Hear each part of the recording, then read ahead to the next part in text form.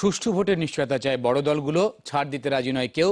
একাদশ সংসদ নির্বাচন সামনে রেখে কমিশনের সংলাপ নিয়ে এমন মনোভাব শীর্ষ নেতাদের। সেনা মোতায়েন আর নির্বাচনকালীন সরকার প্রসঙ্গে পরস্পর বিরোধী অবস্থানে আওয়ামী লীগ ও বিএনপি। ভোটের বাকি এক বছরের বেশি, রাজনীতির মাঠে এখনই সরব বড় দুই দল।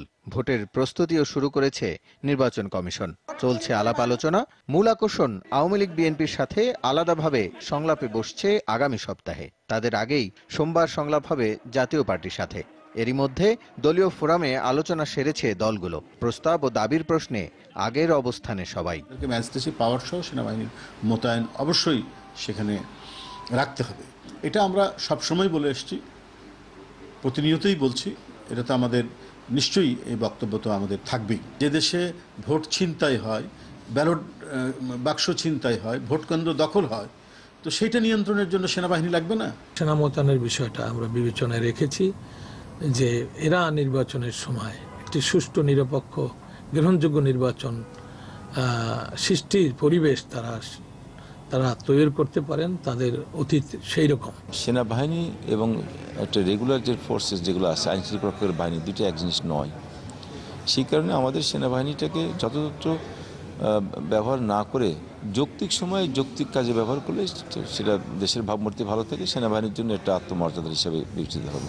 আগামী নির্বাচনের পরিবেশ ও ব্যবস্থাপনা নিয়ে পরস্পর বিরোধী অবস্থানে বড় দুই দল। এসব ব্যাপারে কমিশনের ডাকা সংলাপেও ছাড় না দেওয়ার অবস্থানে তারা।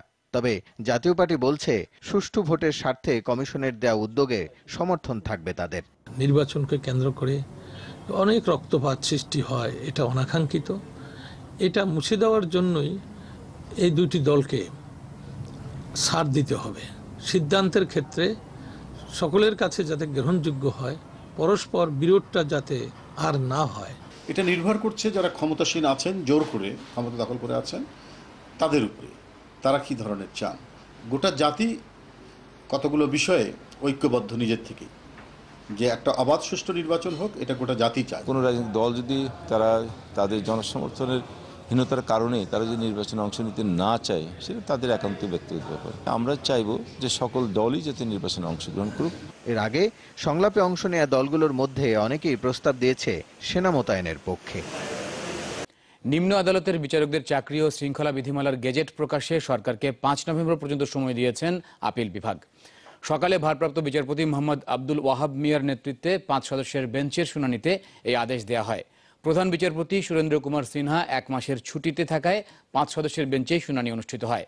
নিম্ন আদালতের চাকরি ও শৃঙ্খলা বিধিমালার গেজেট প্রকাশে এর আগেও বেশ কয়েক দফা সময় নেয় রাষ্ট্রপক্ষ। সবশেষ গত 20 আগস্ট এই মামলার শুনানি অনুষ্ঠিত হয়। এর আগে গত 6 আগস্ট বিষয়টি নিয়ে 3 অক্টোবরের মধ্যে আইনমন্ত্রী, অ্যাটর্নি জেনারেল ও আইন মন্ত্রণালয়ের বিশেষজ্ঞদের নিয়ে আলোচনায় বসারও প্রস্তাব দিয়েছিল আপিল বিভাগ। ব্রাহ্মণবাড়িয়ার সরাইলে বাস ট্রাক সংঘর্ষে শিশুসহ 4 জন নিহত হয়েছে, আহত হয়েছেন অন্তত 3 জন। সকালে ঢাকা সিলেট মহাসড়কের মালিহাতা এলাকায় এই ঘটনা ঘটে। হাইওয়ে পুলিশ জানায়, হবিগঞ্জ থেকে ঢাকা যাচ্ছিল অগ্রদূত পরিবহনের বাসটি। সেটি মালিহাতা এলাকায় পৌঁছালে বিপরীতমুখী মালবাহী ট্রাকের সাথে সংঘর্ষ হয়। এতে ঘটনাস্থলেই 1 জন নিহত হয়। আহত 6 জনকে হাসপাতালে নেওয়া হলে সেখানে মারা যায় আরও 3 জন। নিহতরা হলেন সৈয়দ হোসেন, পারভিন ও তার শিশুপুত্র নুরুন নবী। অন্যজন বাসের হেলপার মুমিন মিয়া। নিহত মা আর শিশুর বাড়ি পিরোজপুরে, আর হোসেন ও মুমিন মিয়া হবিগঞ্জের মাধবপুরের বাসিন্দা। হযরত শাহজালাল আন্তর্জাতিক বিমানবন্দরের এয়ারফেইড এলাকা থেকে প্রায় 7 কেজি স্বর্ণ জব্দ করেছে শুল্ক গোয়েন্দা ও তদন্ত অধিদপ্তর। শনিবার রাতে সিঙ্গাপুর এয়ারলাইন্সের একটি ফ্লাইটে আসে কাপড়ের রোলের ভেতরে থাকা স্বর্ণের চালানটি। বিমান থেকে কার্গোর মালামাল খালাস করার সময় তৈরি পোশাক কারখানার জন্য আমদানি করা কাপড়ের রোলের ভেতর তল্লাশি চালানো হয়। সেখান থেকে 1 কেজি ওজনের মোট 7টি স্বর্ণের বার জব্দ করা হয়। এই ঘটনায় কাউকে আটক করা যায়নি বলে জানান কর্মকর্তারা। তদন্তের স্বার্থে কাপড় আমদানিকারক প্রতিষ্ঠানের নাম জানায়নি শুল্ক গোয়েন্দা বিভাগ। পরীক্ষার ফল প্রকাশের দাবিতে ঢাকা বিশ্ববিদ্যালয়ে অধিভুক্ত 7টি কলেজের শিক্ষার্থীরা রাজধানীর নীলক্ষেত মোড়ে আন্দোলন শুরু করেছে। সহকর্মী রিয়াজ রায়হান আছেন সেখানে, বিস্তারিত জানতে যাচ্ছি তার কাছে। রিয়াজ, শিক্ষার্থীরা কি সড়ক অবরোধ করেছেন, আর তাদের দাবিগুলো কি?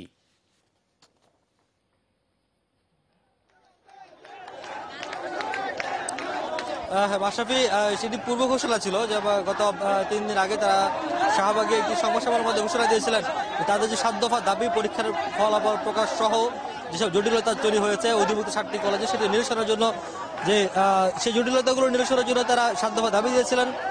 সেটির জন্য আজ পূর্ব ঘোষিত সমাবেশ হওয়ার কথা ছিল শহীদ মিনারে, কিন্তু সেটি তারা সেখানে করেননি। সেটি না করে ইডেন কলেজ থেকে ঢাকা কলেজ পর্যন্ত এটি আন্দোলন কর্মসূচি ঘোষণা করেছিলেন। সেটির ধারাবাহিকতা আজকে শুরু হচ্ছে। আপনি যদি দেখেন যে নীলক্ষেতের এটি একেবারেই মোড়, যেটি চৌরাস্তা, সেখান থেকে সেটি অবরোধ করা হয়েছে এবং দুপাশে চারপাশের যে গাড়িগুলো রয়েছে সেই যান চলাচল বন্ধ করে দেওয়া হয়েছে এবং ছাত্ররা সেখানে আন্দোলন করছে এবং তারা বলছেন যে প্রায় দীর্ঘ একটি 2011-12 শিক্ষাবর্ষের তারা লিখিত পরীক্ষা দিয়েছিলেন জাতীয় বিশ্ববিদ্যালয়ের অধীনে, কিন্তু এর পরপরে যে 7টি কলেজ অধিভুক্ত ঢাকা বিশ্ববিদ্যালয় অধিভুক্ত হওয়াতে তারপরে তারা যে মৌখিক এবং যে ব্যবহারিক পরীক্ষা দিয়েছেন ঢাকা বিশ্ববিদ্যালয়ের অধীনে সেটির ফলাফল এখন পর্যন্ত প্রকাশ হয়নি, আর যার কারণে তাদের পূর্ণাঙ্গ পরীক্ষার ফলাফলগুলো প্রকাশ করতে দেরি হচ্ছে।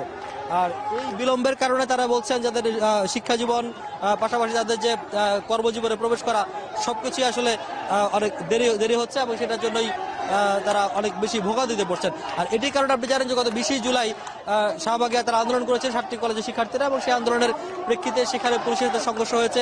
সংঘর্ষে সিদ্দিকুর নামের তিতুমির কলেজের একজন শিক্ষার্থীর চোখ হারাতে হয়েছে এবং ছাত্ররা বলছেন যে যে জটিলতাগুলো তৈরি হয়েছে সেটি আসলে প্রশাসনিক জটিলতা, জাতীয় বিশ্ববিদ্যালয় এবং ঢাকা বিশ্ববিদ্যালয়ের সাথে যে প্রশাসনিক জটিলতা সেটি নিরসনের জন্য তারা দাবি করছেন।